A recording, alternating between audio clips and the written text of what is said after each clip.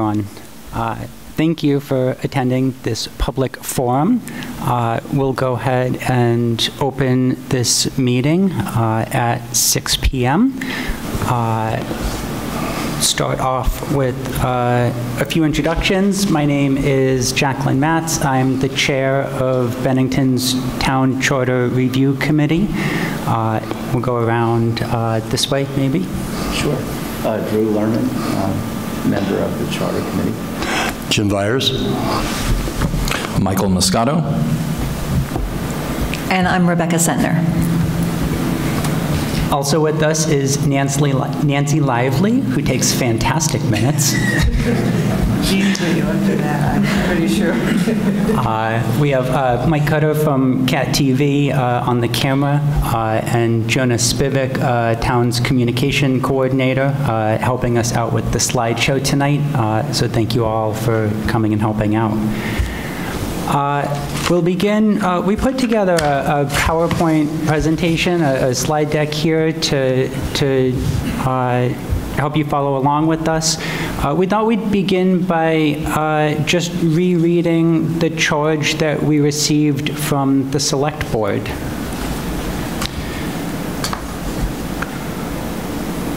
Town of Bennington Charter Review Committee charge and timeline. Charge. The Select Board will appoint a 7-member Charter Review Committee to review the Town of Bennington Charter and make recommendations as it finds necessary or advisable for the purpose of improving the operation of town government. The final report containing these recommendations will be submitted to the Bennington Select Board no later than November 29th, 2024. Areas for review will include the following. 1, allowing non-citizen taxpayers and Bennington residents aged 16 and older to vote in municipal elections. 2, municipal authority to reduce the number of long-term vacant properties. 3, duties, responsibilities, and terms for Select Board and Town Manager. 4, charter changes to increase the autonomy of the Community Policing Advisory Review Board, CPORB. And 5, any other areas for review as deemed appropriate by the Charter Review Committee. As we introduced ourselves, the members of the committee include those of us sitting up here, who I'll announce again, as well as Carolyn Gilbert, who could not attend tonight, Drew Lerman, Jacqueline Matz, Colleen McQuaid, who is also unable to attend tonight, Michael Moscato, Rebecca Sentner, and Jim Byers. We decided to hold this forum tonight to present the topics that we were charged with investigating to the public, to share a little about the process that we've taken to evaluate those charges, and to allow an additional opportunity for members of the public to comment on those issues and raise additional issues that they may feel are worthy of consideration. So we thought we'd begin by sharing some information about the town charter. What is the town charter? I know when I first got involved in this process, I was a little unclear on what the charter was, what it wasn't. So in Vermont, we have no municipal home rule. Our town government is not allowed to just make the laws that it wishes to enact. Those laws have to be approved by the state level. So municipalities in Vermont only have the powers specifically designated by the state legislature. So the charter is a grant of state law that's approved by the local voters and by the state legislature. So all 9 cities in Vermont, as well as 50 of the towns and at least 50 of our villages, have a municipal charter. So the charter changes that we're investigating are actually amendments to the laws of the state of Vermont. And I think it's important to recognize that charter statutes override more general statutes. So if there's a statute that's defined in Bennington's town charter, that takes precedent over a statute that's been defined elsewhere in state law. So what does the charter include? Some common examples are which officers are elected versus which are appointed, who appoints, controls, and directs municipal employees. In Bennington, that's largely the town manager. How the budget and the tax rate are set. In Vermont, in Bennington, that's part of town meeting day. And what powers the voters have in relation to the authority granted to municipal officials. For example, in Bennington, voters have the authority to go through a recall process to recall an elected official. And so what does the charter not include? Well, the charter does include the power to adopt or repeal certain ordinances, such as the parking or operation of motor vehicles, regulations on garbage, junk cars, bicycles, pets, but it doesn't define the specific ordinances that Bennington adopts, right? So we have the authority to adopt those ordinances, but which ordinances get adopted or handled at the local level. The charter grants the authority to establish polling places, but it does not determine how many polling places we have or where they are. The charter indicates that the town manager will prepare a budget, but it does not speak to what's in that budget. And one last example, the charter says that the town has the power to set water rates, but it does not say what that rate is. So by example, these are sort of the lines of what's under the purview of the town charter and what's not.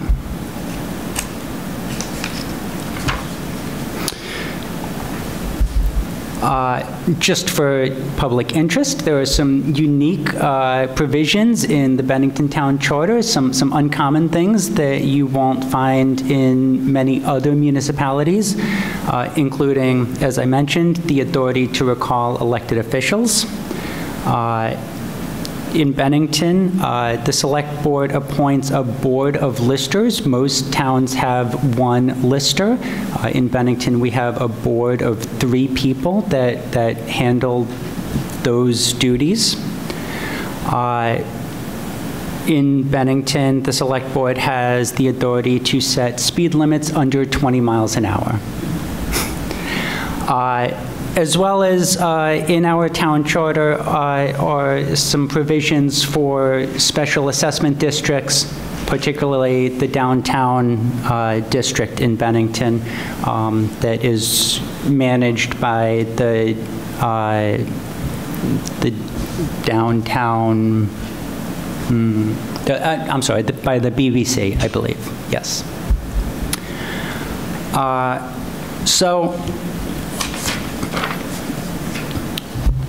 So there's a little bit of interest on the town charter, some background there. So what are we doing right now? So in Bennington, every 5 years, there's a committee that is formed to review the town charter and make proposals, recommendations for changes that would improve the operation of town government. This is, I believe, the first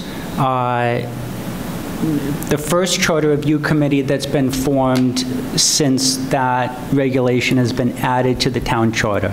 So the previous town charter review committee in 2017 was not mandated. They suggested that the town have a 5-year cycle. That was approved. Here we are 5-ish years later.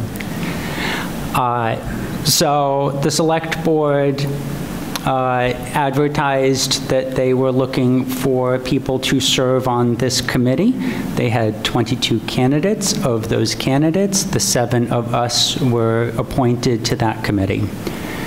What's happening now? We're meeting weekly to evaluate these charges. We meet on Fridays at the town office at 3 p.m. Our meetings are open to the public. They are filmed by CAT TV and later published and made available on the town website. Tonight, we're holding the first of 2 public forums. We'll hold another one on November 13th. This is an additional opportunity for members of the public that can't attend on Friday at 3 p.m. our regular meetings to come and comment. And we have a comment form on the town website where we've been soliciting additional input from the community. So once we're done with our work, what will happen next is that we'll make our final report to the Select Board.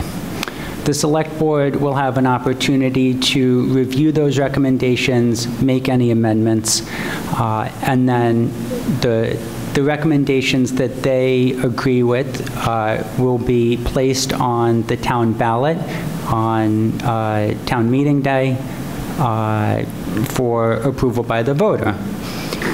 There will be 2 public hearings that the Select Board will hold prior to that. So you have 2 public forums here for the Charter Review Committee. Then you will have 2 public hearings that are guided by the Select Board. The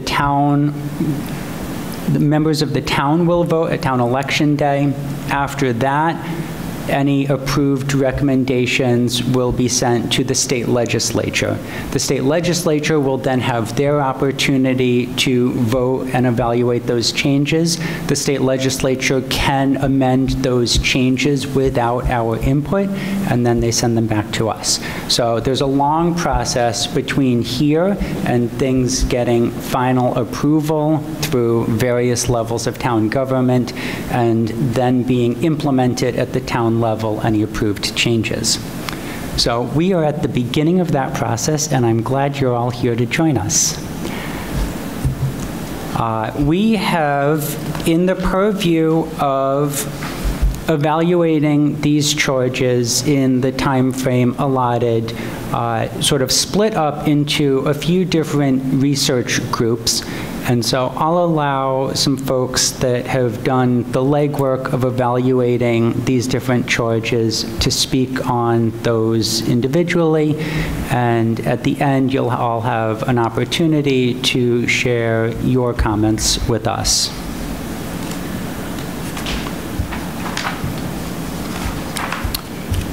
We'll begin by addressing the voting charge. I've asked Michael Moscato to share our process there. Thank you, Jackie. So I'll start with the charge itself for voting, and that charge is allowing non-citizen taxpayers and Bennington residents age 16 and older to vote in municipal elections. The subcommittee tasked with this particular issue is myself, Jackie, and Carolyn. The subcommittee has met, and we've effectively taken this charge and broken it into 2 separate issues, one being the voting age and the other issue being non-citizen voting. We felt that those were 2 very distinct issues, and they should be treated as such in any matter. Our subcommittee has received input from 4 election officials. We have met with the town clerk, Cassie. We have attended a Brattleboro Charter Review Committee discussion as they are in the process of potentially adopting non-citizen voting as well. And we have done extensive research into relevant history and precedent for both the voting age and non-citizen voting. As this process continues, we will continue to seek resources and knowledge from experts and continued research. Currently, I felt it appropriate to point out the current town voting requirements.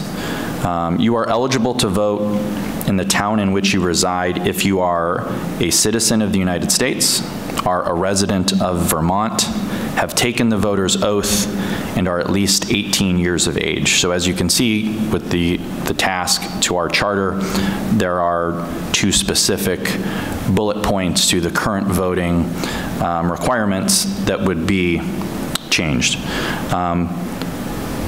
In any process such as this, there are many considerations to be made. This issue specifically is quite dynamic.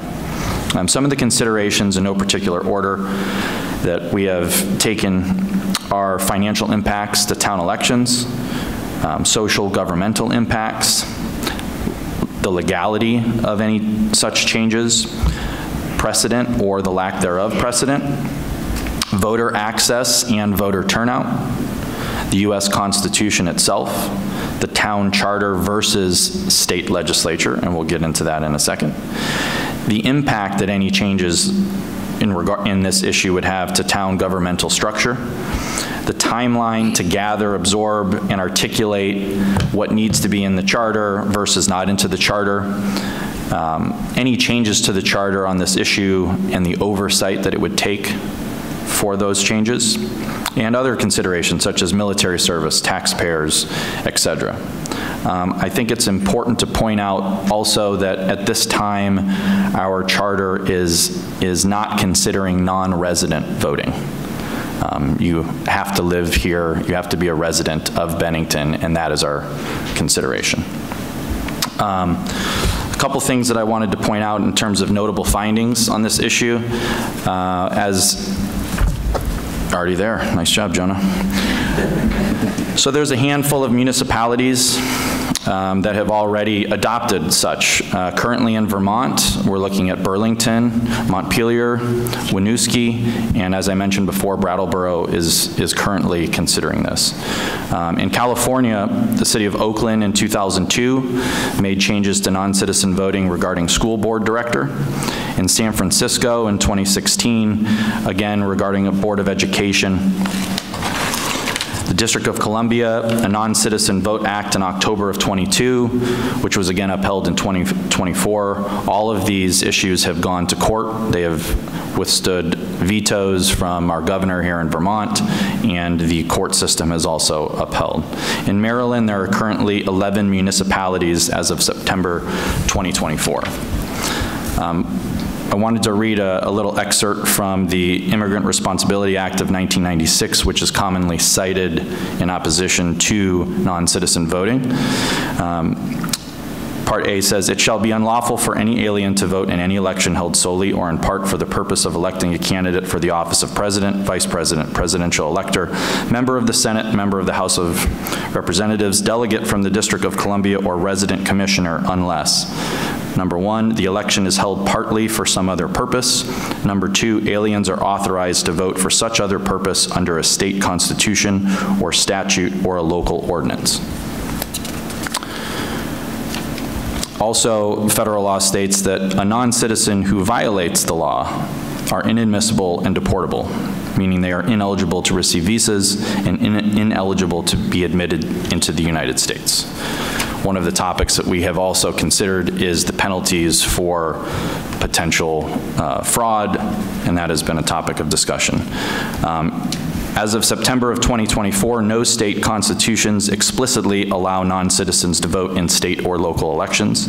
7 states explicitly prohibit non-citizen voting in state and local elections. Those states are Arizona, Alabama, Colorado, Florida, Louisiana, North Dakota, and Ohio. The Pew Research Center had, as of 2020, 25 million people living in the U.S. were not U.S. citizens. 12 million were permanent residents living in the U.S. with legal permission. Those permanent residents have green cards. They have the right to legal employment. They are protected under all federal, state, and local laws. They have the right to apply for a Social Security card, and they have the right to apply for a driver's license. Since 2018, 6 states have passed amendments requiring citizenship to vote. Those states are North Dakota, Alabama, Florida, Colorado, Ohio, and Louisiana. As of 2024, 8 more states are currently voting on this issue: Iowa, Wisconsin, Kentucky, Idaho, South Carolina, Missouri, Oklahoma, and North Carolina. One of the things that I did want to point out in regards to other considerations, there was an amendment made in July of 1971. For those of you who were around for that, I certainly was not. I heard it was fun though. It was during a very difficult time for the country, and July of 1971, the 26th Amendment changed the voting age from 21 to 18. The common phrase or marketing was old enough to fight, old enough to vote. It is current U.S. law right now to be 17 years old with parental consent. You can join the U.S. military. And that is another consideration for this subcommittee. With that, I will pass it over. I'll pass it back to Jackie.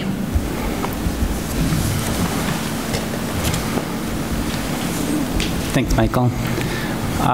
Next up, we'll hear from Jim Vyers on the topic of vacant and blighted properties. Okay. Hello, I'm Jim Vyers. On our subcommittee is vacant and blighted properties, or we just call it properties. Also on the subcommittee is Michael Moscato and Carolyn Gilbert, who could not be here tonight.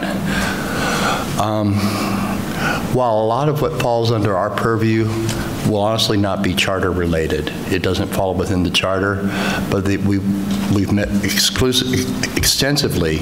We met with Bill Coven, Samantha Page from the BCRC, Bennington County State Senator-elect Seth Bongartz, Paul Danzero, and Dan Monks from the town of Bennington. We've also extended an invitation to the Better Bennington Corporation and the Downtown Business Alliance. And of course, as always, we're open for public comment through the website or in forums like this. We are currently considering three things. Those possible remedies are shifting a lien priority to favor municipalities. What this means right now, if the town of Bennington puts a lien on a property, whether it be for taxes or possible code violations that have been determined by the facilities department, Paul Danzero and Bridget, last name? Our certified health officers, and what happens is that then goes to, especially in the case of like a code violation, they have to determine that they have to do an investigation, they have to determine that there is a code violation. That then goes to a municipal court. The municipal court then can assess a fine if they choose so. Often, those fines, if it's specifically abandoned property, whether it be commercial or residential, accrue. And then when the building or the house where the residents and the commercial property are finally sold, while we do have a lien, we are behind the mortgage holders lien, which would generally be financial institutions or government agencies, like if it's a VA loan, FFA loan, or something like that. Being third in line, let's say it's owned by Bank of Bennington.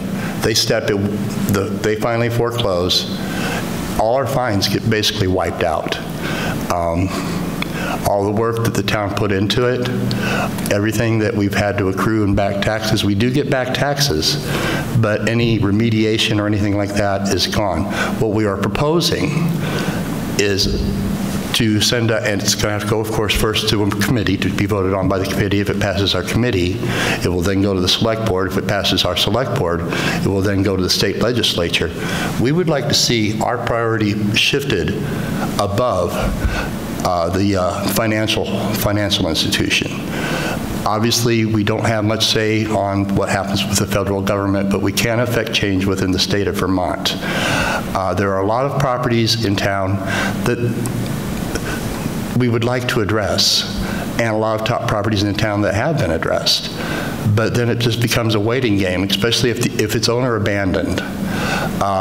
There's no incentive often for the financial institution to sell that property until they get their tax gains and advantages off having a vacant property. So this is something that we are considering. The other thing that we're considering is removing the financial liabilities for town when they intervene in harmful properties. What I use, for example, for that is when the photo processing lab burned down on Benmont Avenue. I believe the owner is dead, or at least not in contact, and it sits there. The town of Bennington would love to go in and remediate this property. The problem is once we step foot on that property and even take out a shovelful of dirt, we've now assumed all the financial liability for remediation of any environmental or physical hazards to this property. That, quite frankly, that puts the town of Bennington, the taxpayers of Bennington, on the hook for possible hundreds of thousands of dollars, if not millions, in cleanup.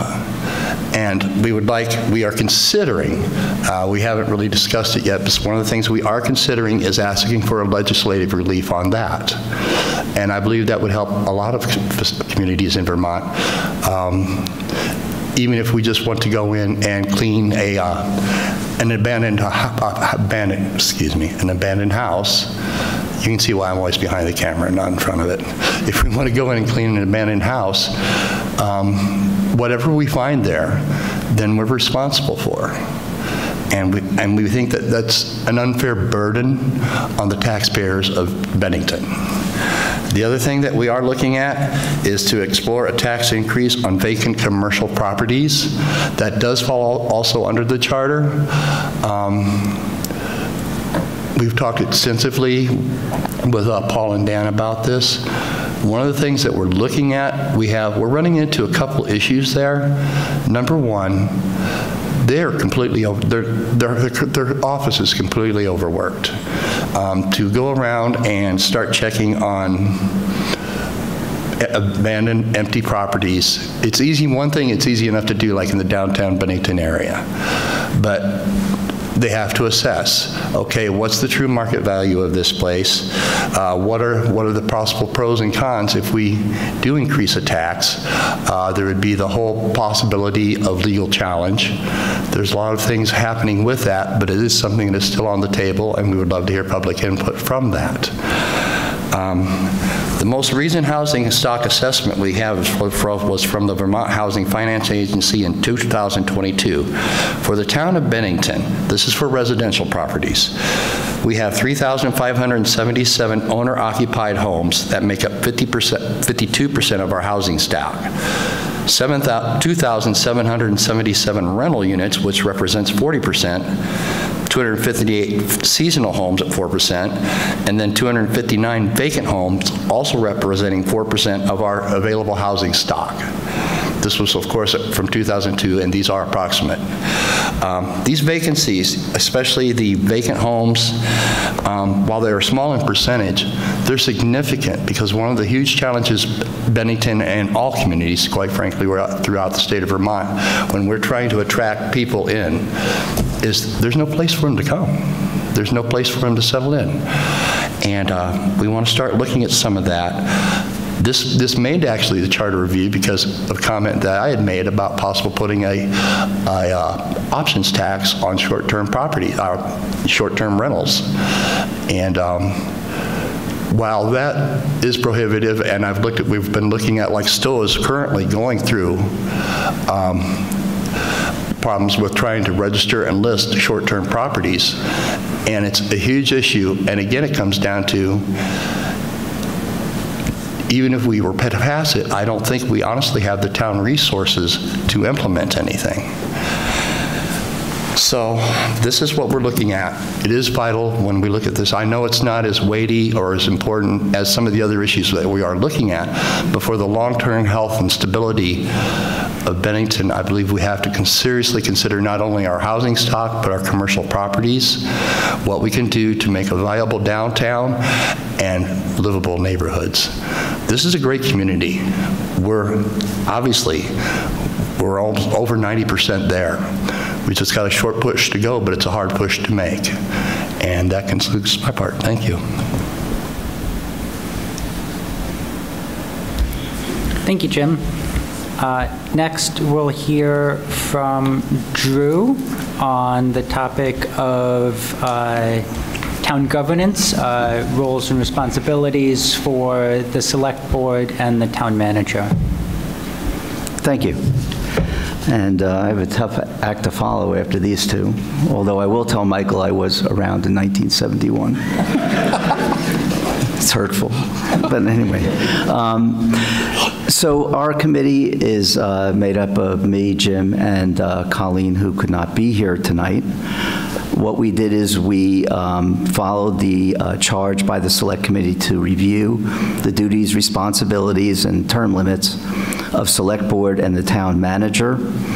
We also were very fortunate to be able to interview Cassie, the Town Clerk, Jeannie, the Chair of the Select Committee, and we also met with Stu, the Town Manager, in order to get some context, background, and history.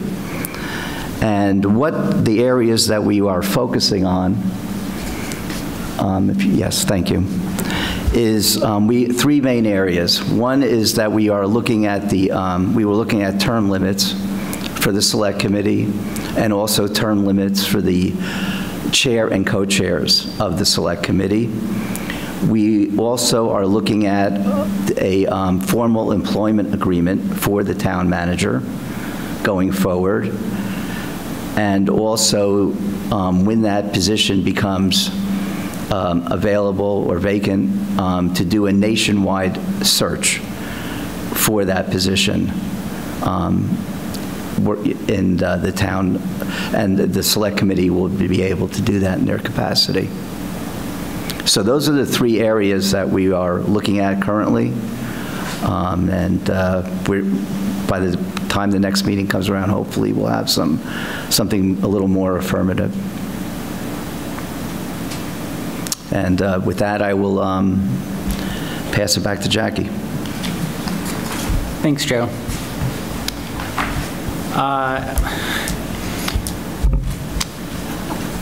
I'll speak a little on the charge of increasing the autonomy of the Seaport Board. I've been part of the group that's been looking at that along with Colleen McQuaid, who could not be here tonight, and Mike Moscato. So the charge was to evaluate potential opportunities to increase the autonomy of the Seaport Board.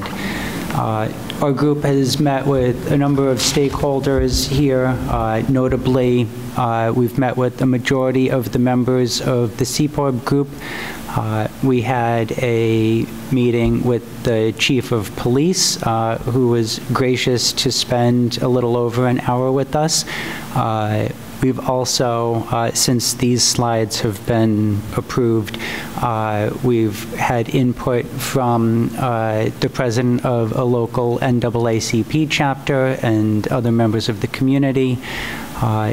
And additionally, we've done some research on our own into generally how citizen police advisory boards and review boards function or don't function, and you know, what really is required to make them effective, right? So I want to start by sharing that as we've spoken to a number of the members of our community here, everyone really has acknowledged that there's a real place for a civilian board in between sort of the community and the police, right? That there's an important role there and a purpose that you know we would like them to serve, right? Generally, we've heard from the police department that they've been really satisfied with the work that this group has done. They've been really happy with the relationship that they've built there and the direction that has gone. We've heard from some members of the community that they're maybe a little less satisfied by the output of their group. And members of CPOB themselves have acknowledged that there's been some challenges with meeting their goals, and they've expressed to us sort of a bit of a lack of understanding of around what their function is supposed to be, right? So some of the specific challenges that we've uncovered in speaking with CPORB have just been that they've had real difficulty acquiring some of the data that they need to act on the resolution and the charge that they've received from the Select Board. They've had been hoping to find more foothold in engaging with members of the community. They've started to make some insteps there, but they think that there's a lot more that they could do along those lines. We found that there's a little bit of confusion, maybe, among members of the community, members of the CPORB board themselves, around how complaints can be received, who the right person to go to for that is, who can hear about those. We've heard some concerns that there is not a clear budget for the CPORB to operate with. And a number of members have expressed that it was not, that they wish they had understood better the time commitment that would have been involved by sitting on that board, right? In addition, some of the research that we've done has shown that there's a lot of things that these types of citizen advisory boards really need to be effective in sort of helping shape and guide change within the police department, including having a skill set on the board where they can actually understand and have some substantive input on policy issues. Right? There's a certain skill set involved there that some boards may lack, right? And so we've looked at a number of these things, certainly the topic of whether they need authority or autonomy or what's the difference between the two has come up, and I don't know that we got to a clear answer on that. So we found a lot of challenges here, and I think as you've heard from the other folks that have shared as well, a lot of these topics, they're not easy issues to solve, right? These are topics that have some nuance and some depth to them, and our committee has been in existence for a little over a month, right? So in that time, we've really dove into these issues and tried to understand them the best we can. And I think that one of the things that I've learned is that sometimes there are just no easy answers to some of these things, right? So I think it's really encouraging that most of the people that I've spoken to really would like to see this CPORB board be more effective.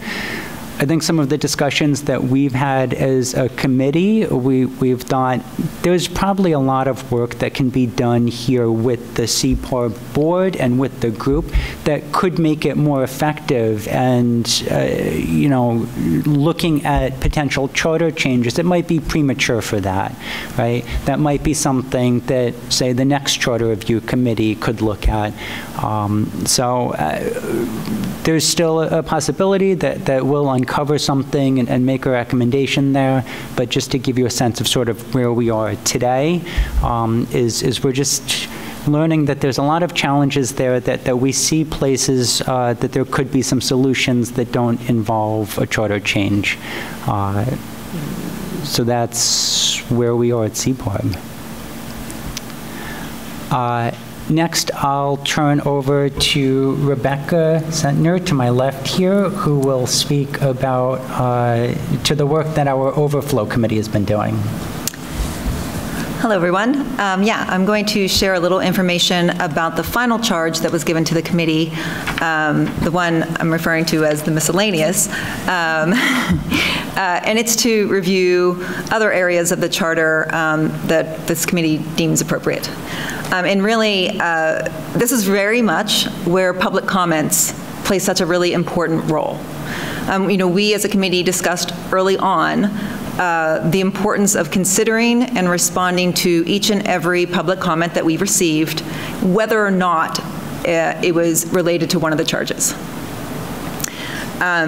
So we've received public input, and we've been putting them into 3 categories, I would say. So the first category are those public comments that are coming in that are in support of or in opposition to one of the charges.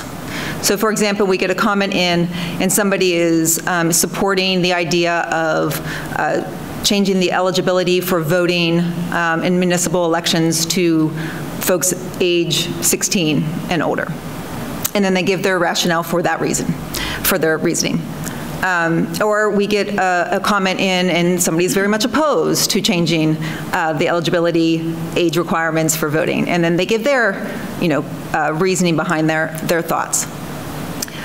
So when we get these kind of comments in, what we're doing is, first we're reading them as a full committee and considering them, and then they're getting routed to those folks who are doing the information gathering and research on that charge. The second category is the input we're getting that is related to one of the charges, but is not exactly the same. So for example, we get a comment in and it is about mail-in ballots for an election. So it is related to voting, but it has nothing to do with the eligibility of the voter. So when we get comments like that come in, they too are kind of getting routed over to that group, that subgroup, that is doing information gathering and research to kind of look into that, to bring that information back for consideration for the full committee. So that's where those public comments are going.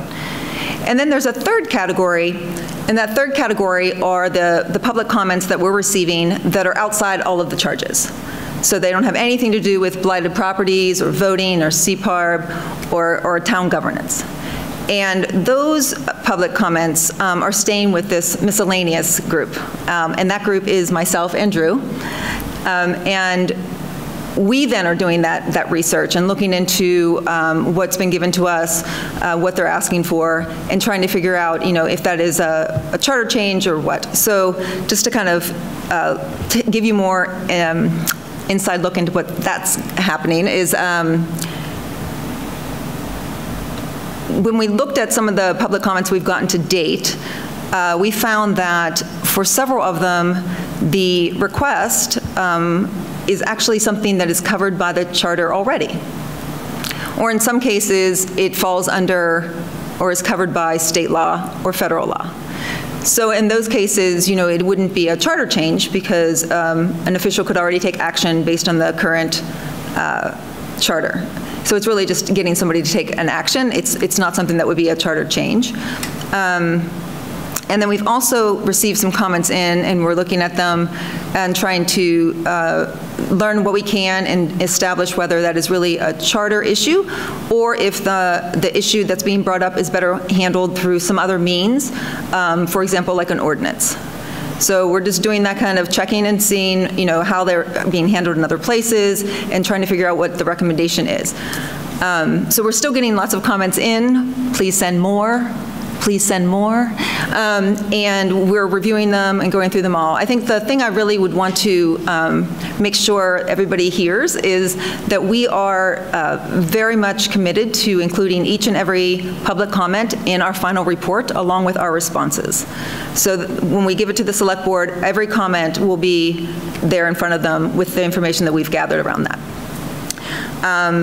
And I just think we just all felt really strongly that the public comments was a really important part of this whole process. And I know I really appreciate all of them very much. So that is all I have, and I'll hand it back to Jackie. Thank you, Rebecca. So I hope you can see that over the past 5 weeks, this group has done just a really stellar job of learning about these issues and trying to make informed decisions about the best way to proceed forward. We're about a third of the way through our process, right? We've gathered a lot of the information that we feel like we need. This is a piece of that. We're certainly still interested in receiving additional information, input from the community, but we are at a point where we're starting to sort of talk about specifics and move into some of those deliberations as a group. So please follow along with that as well. And I hope you'll join us again on November 13th for our second public forum, where we'll hopefully have some more concrete suggestions, some more, it'll be a little more clear to us what we might actually suggest and recommend. So I personally would like to thank the members of this committee for the dedication that they've had so far. Thank you.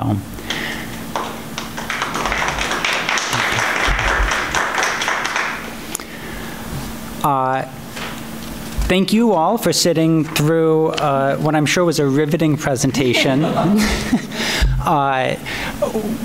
We'd like to open up now for members of the public to share some of their comments or open to some questions that you might have, but understand we probably don't have answers to, are you going to recommend this, or that type of thing, right? Because we're just not there yet. If you have questions about our process or something we maybe have or haven't done yet, we can certainly answer those, but we'd certainly welcome your input on what else we should be considering, or if you have something that you think that we've overlooked, we'd love to hear about that. So I will ask that when you come up, you state your name and your town of residence, and we will ask that you keep your comments to about 3 minutes. If you want to speak on multiple issues, maybe you can do that as 2 separate pieces, but at this time, I'll open up to public participation.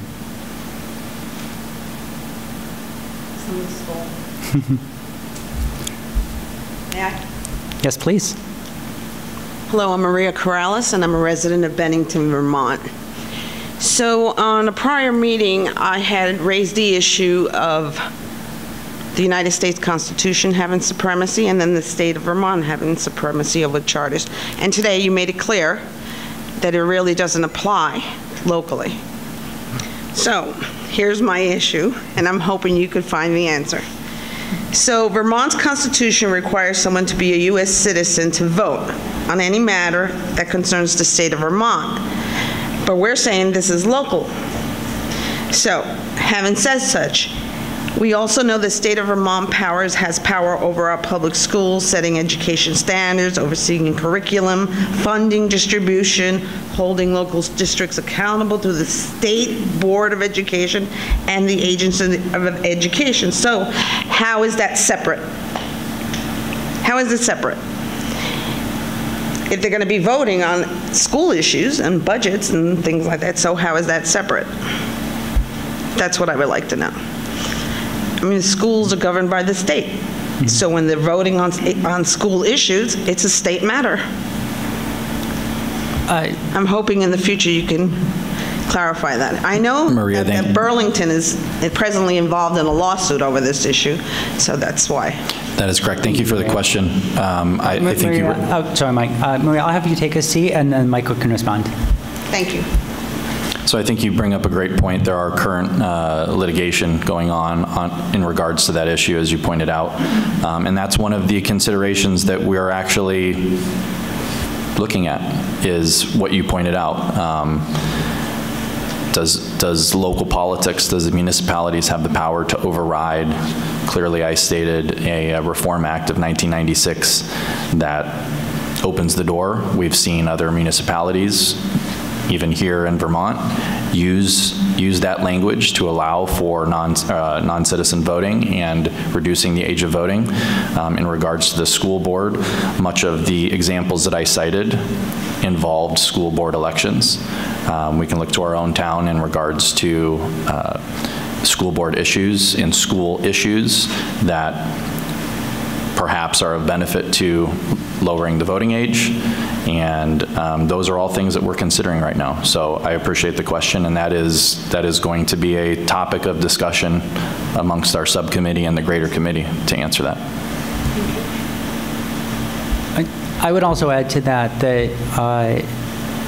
one of the things we learned from speaking with Brattleboro was that originally youth voters in Brattleboro were able to participate in school elections. And then when Brattleboro's school district joined with a few others in the surrounding area, youth voters in Brattleboro were no longer allowed to vote on school elections because it exceeded the boundaries of Brattleboro. And the same situation actually exists here in Bennington, where the local school district is larger than just the town of Bennington. For that reason, if a charter change allowed youth voters to participate in local elections in Bennington, they would still not be able to vote on school election races. Jackie, I'd also like to add one more thing to Maria's point. One of the things that we found as a byproduct of passing some of these changes, charter changes, was that state law requires that if they are anyone who is allowed to vote is also allowed to hold office.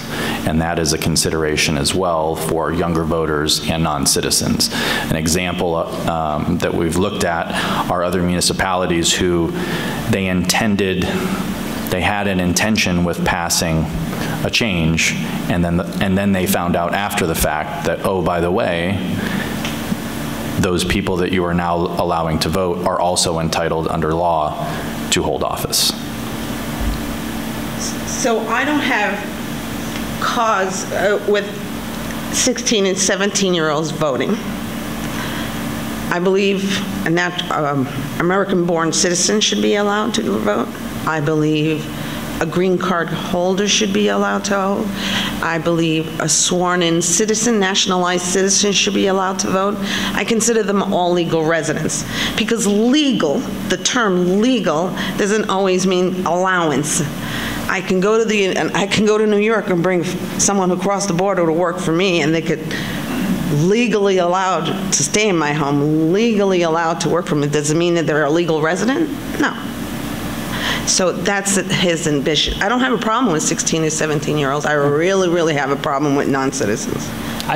Thank you, Maria. That it's a good distinction, and I should have been more clear.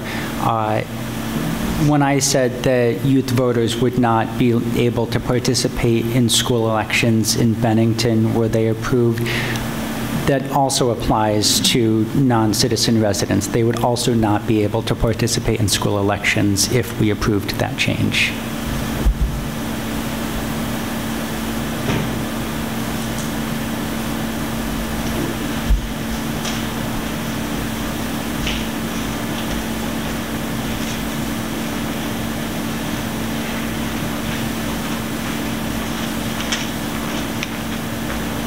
Hi there, my name is Jack Rossiter-Munley from Bennington, Vermont, and I am here also to address the first charge that we talked about around adjustments to voting.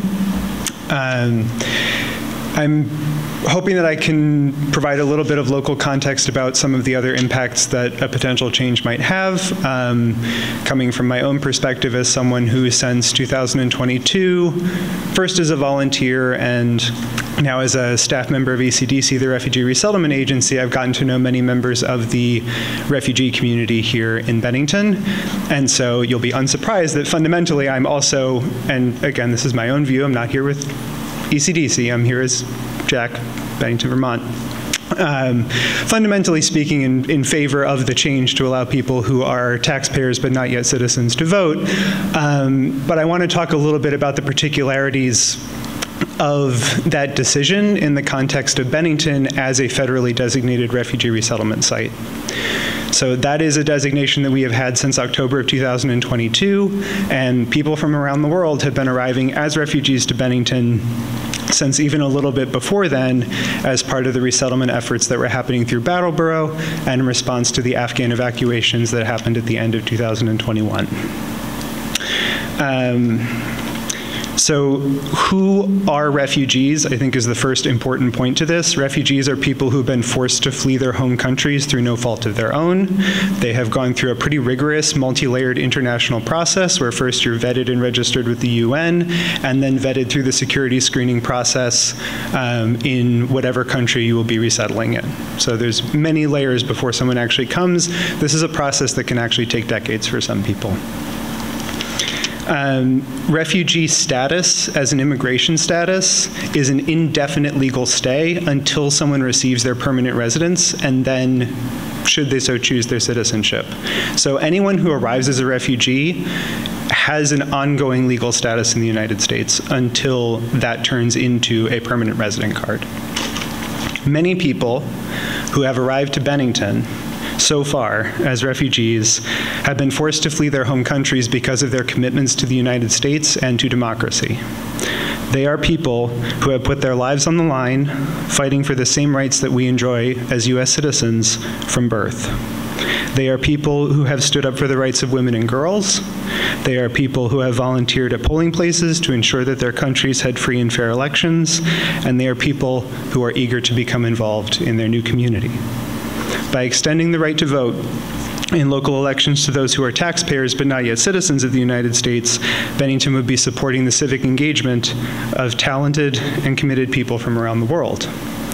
There's another element to this that I think connects very beautifully to some of Bennington's history, which is our Revolutionary War history, because there is a pretty famous phrase from that era of no taxation without representation. And refugees arrive to the United States legally allowed to work from the minute they arrive. And that is part of my day job. It's part of the job of a lot of people in this community to help people become economically self-sufficient as quickly as possible through independent employment. Refugees are often becoming full-time employed taxpayers within months of arriving to the United States, but their right to vote is often years away and dependent on their ability to become U.S. citizens. It's for all these reasons that I urge the Charter Review Committee to make the expansion of voting rights to those who are taxpayers and not yet citizens one of your recommendations to the Select Board. And I hope that you'll consider the fact that resettlement is an ongoing process for this community, and it's something that we expect to continue, and making some of these changes would really be invaluable for people who are arriving from around the world and want to contribute to making Bennington a better place. Thank you, Jack. Yep, I see a hand in the back.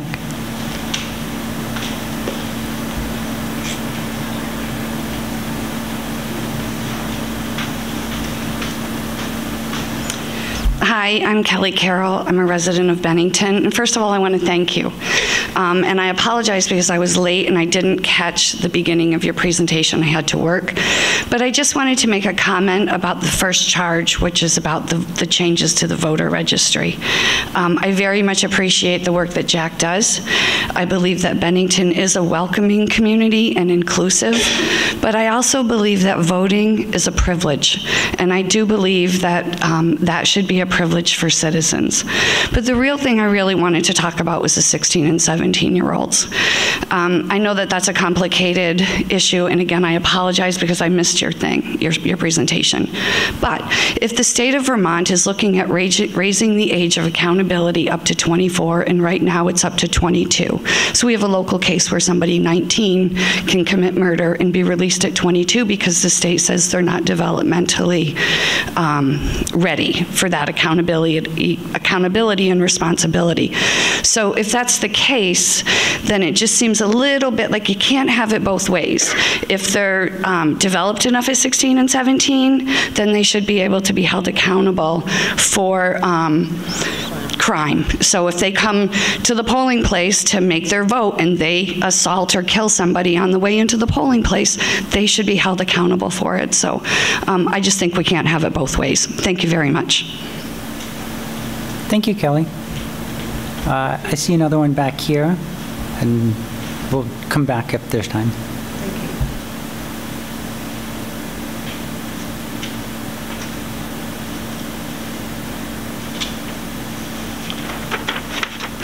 Hello.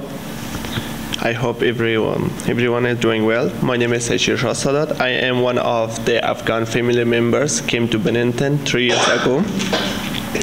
We are a political being. Many refugees in Bennington are a people who have worked for many years for freedom and free will. Bennington can be a good example for how a town can provide more rights to new Americans. Many refugees in Bennington have very high education backgrounds. Refugees are here because of the political and security problem in their countries. Give them the opportunity to vote in local election will allow refugees who are not yet citizens to voice and how they are represented and they are town governments. My mom was one of the members of the civilian society, and my dad, with other works he did with Afghan governments, he was the province human rights chief. For people like me and my family who have been community leaders and who have been very active in the local politicals before coming to the United States, being unable to vote cause a feeling of being separate from the community. People who do not have the ability to vote feel outside of the society and do not consider themselves part of the society decision. People who want to make Bennington their home, but who cannot vote in the local election feel they are not in the community and they do not fully belong to the community. Like my suggestion is one of the first family came to Bennington, Vermont 3 years ago as Afghanistan. And these people we are political beings, and these people work a lot of years for freedom and for free will. As the community members, I would like these people can have, and because more refugees coming to communities, and these people all the people have very high education background, and these people here because of not just economics problem, most of them is here because of the politicals and others security problem they have. If we can give them this opportunity, probably the people feel more Bennington as their house, and that will be all my comments. Thank you. Thank you very much. Go ahead, Mike. I'd like to say something. Thank you for your comments and welcome to Bennington. I want to make something clear regarding this particular committee and the first charge that seems to be very popular tonight and amongst our committee discussions. Everyone on the entire committee views voting as a very sacred act. It is one of the things that defines our country versus other countries, is our ability to have our voice heard. I cannot imagine going through some of the things that other people have gone through. And that is one of the considerations amongst the many, is being a resident of Bennington. Someone previously mentioned being a taxpayer. That is a consideration that we're looking at. But as Jackie's pointed out with other topics, it's a multi-layered issue. A taxpayer is not just a taxpayer. That is a very broad term that can be used to describe a foreign investor. Are they paying real estate tax? Does that count? Does property tax count? Is it income tax? There's a lot of layers to it. But I just want to, as a personal note, not speaking for the committee, I can think of no act more patriotic than choosing to be an American. So, thank you.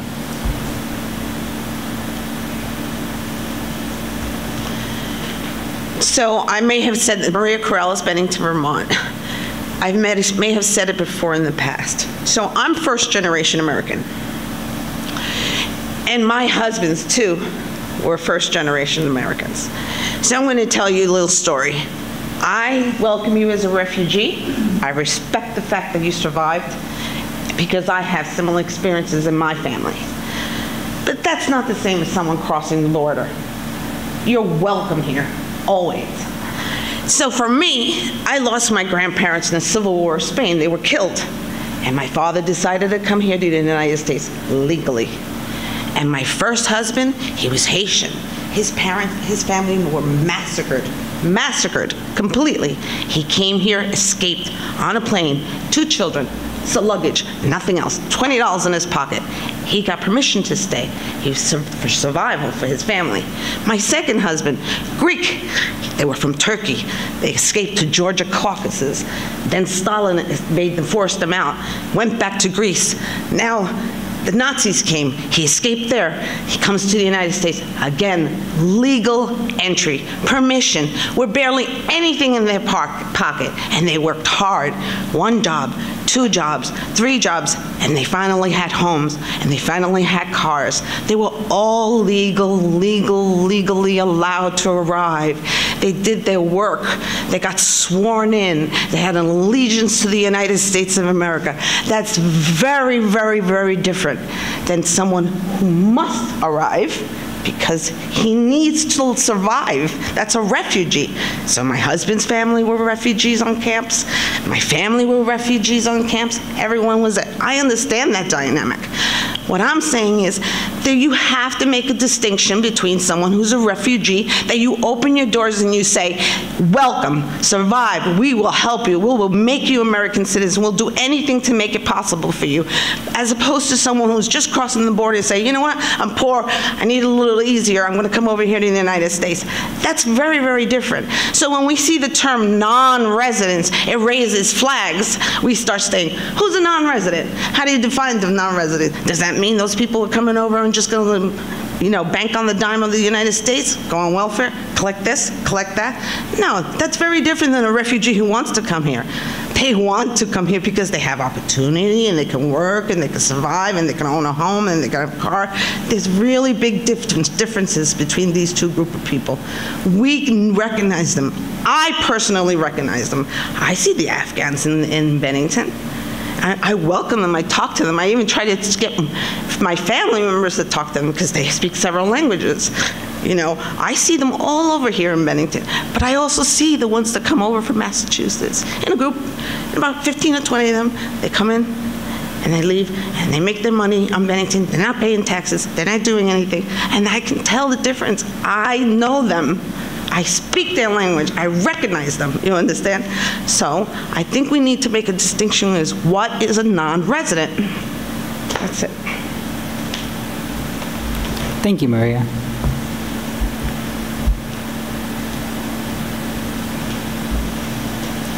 Yes. Shirley Adams, I'm a resident of Bennington. I think one thing that needs to be considered again on the voting issue is election integrity. We're talking about creating exceptions that aren't real clear sometimes. Non-residents who are taxpayers. Okay, well, what about those that aren't taxpayers, and how do we distinguish those? Same thing with 16 and 17-year-olds voting in local elections, but they can't vote for perhaps school board. How do we keep track of that they do or they don't? So just something to think about, that we don't make it so complicated that we can't keep track and have election integrity. Thank you, Shirley. And I think that point is well taken. That's certainly been something that we've been looking at and asking questions about. And I want to make one note about just some terminology and, you know, a lot of different descriptions of types of voters get thrown around. And so our committee so far has not been considering allowing non-residents to vote, right? The charge from the select board was to look at 16 and 17-year-olds as well as non-citizen taxpayers. We also are looking at non-citizen residents of Bennington, that is people that live in Bennington, regardless of whether or not they pay taxes here. We view that as a distinct population from taxpayers, residents, taxpayers, right?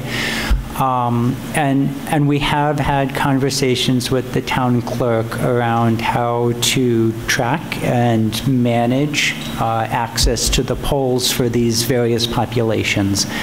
So that is something that we're taking seriously and making sure that we can sort of cross our T's and dot our I's on.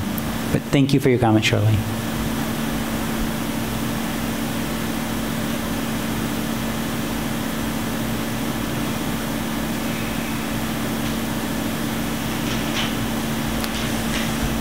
Oh, yes, one more.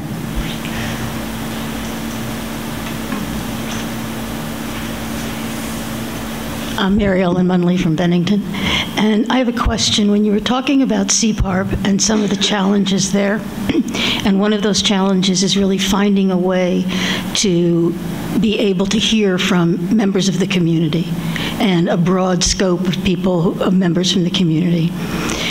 Are you coming up with any ideas about, in the rest of your process, are there new ways, are there other ways that you might be able to reach those audiences? Or are there people who, on your behalf, might reach those audiences so that you could have more information from them in your deliberations? Yeah, thank you. So I would say that as a committee, we've been trying to be careful not to direct the work that CPARB is doing. That's sort of outside of our scope, right? You know, we certainly you know, have tried to understand some of the challenges that they've been facing, and we will likely address some of those in our final report, but we think that that's sort of a bonus that's sort of distinct from recommending a charter change that would relate to their work.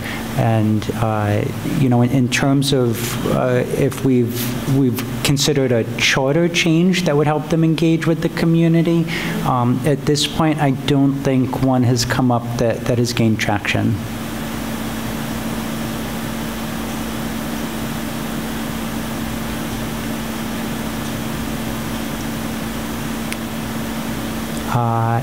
Anyone else from the public would like to comment?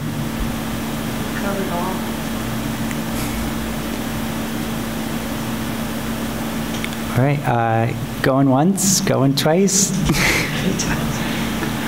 All right, again, thank you all for coming tonight, giving up a Wednesday evening to be here with us. We really, really appreciate it.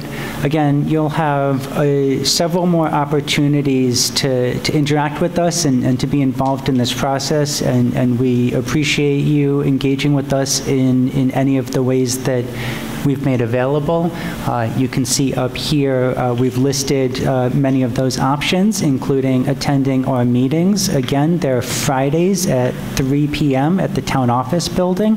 They're open to the public, and we do have a standing agenda item allowing members of the public to comment at those meetings. Additionally, we have that form on the website that I referenced earlier.